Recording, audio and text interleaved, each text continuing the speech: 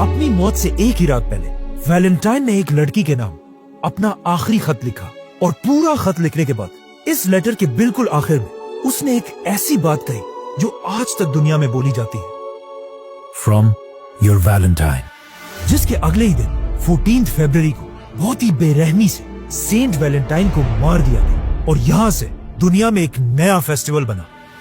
14 फरवरी उस जमाने की रोमन एम्पायर में 14 फरवरी कोई आम दिन नहीं था। ये एक ऐसा दिन था जब रोमन एम्पायर के सारे लोग एक जगह जमा होकर अपने इस खुदा को खुश करने के लिए एक बहुत बड़ा फेस्टिवल मनाते थे, जो कोई आम फेस्टिवल नहीं बल्कि इस फेस्टिवल में रोमन एम्पायर के लोग बेहयाई के सारे लिमिट्स क्रॉस कर देते थे और ऐसी ऐसी बेशर्मी की हरकतें करते थे जिन्हें यहाँ एक्सप्लेन करना भी बहुत मुश्किल है। तो अब रोमन एम्पायर में 14 फरवरी एक बहुत बड़ी कंफ्यूजन थी। एक तरफ क्रिश्चियंस वैलेंटाइन डे मनाते थे जिसमें लोगों को बेहयाई छोड़कर शादियों की तरफ आने पर मोटिवेट किया जाता था, और दूसरी तरफ रोमन्स जो उसी दिन एक बहुत ही बेशर्म फेस्टिवल मनाते थे। तो अब एक ही दिन दो फेस्टिवल्स मनाना बहुत बड़ी कंफ्यूजन थी। आहिस्ता आहिस्ता वक्त के साथ साथ रोमन एम्पायर का पुराना रिलीजन खत्म हो गया और पूरे एम्पायर में सिर्फ एक ही रिलीजन रहा, Christianity.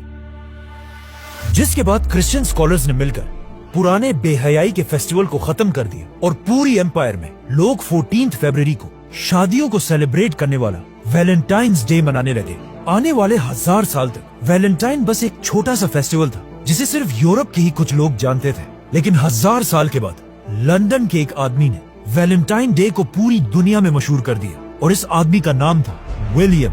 Shakespeare, one of the greatest authors of all time, जिसे आज दुनिया का सबसे बड़ा राइटर और आर्टिस्ट माना जाता है। जब शेक्सपियर वैलेंटाइन डे को अपनी स्टोरीज में यूज करने लगा, इसके बाद पूरी दुनिया इस दिन के बारे में जानने लगी, जिसके बाद हिस्ट्री के बड़े बड़े नाम वैलेंटाइंस डे को सेलिब्रेट करने लगे, जैसे कि नेपोलियन, क्वीन विक्टोरिया और Winston Churchill. We shall never surrender!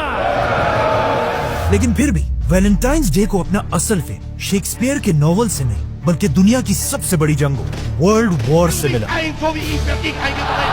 जिसमें करोड़ों लोग अपने फैमिलीज को छोड़कर जंग की तरफ जाने लगे, जो एक बहुत ही मुश्किल काम था क्योंकि लाखों बाप अपने बच्चों से, हस्बैंड्स अपनी वाइफ से और बेटे अपनी माओ से जुदा हो गए। अब लोगों के इन सारे इमोशंस को अमेरिका का एक छोटा सा बिजनेसमैन बहुत गौर से देख रहा था, जिसकी एक छोटी सी प्रिंटिंग की दुकान थी, हॉलमार्क कार्ड। और इसी दुकान से उसने दोबारा वैलेंटाइन डे के कॉन्सेप्ट को जिंदा करना शुरू किया और वैलेंटाइंस डे के लाखों कार्ड्स प्रिंट करके उन्हें अमेरिका के हर घर तक पहुंचाया।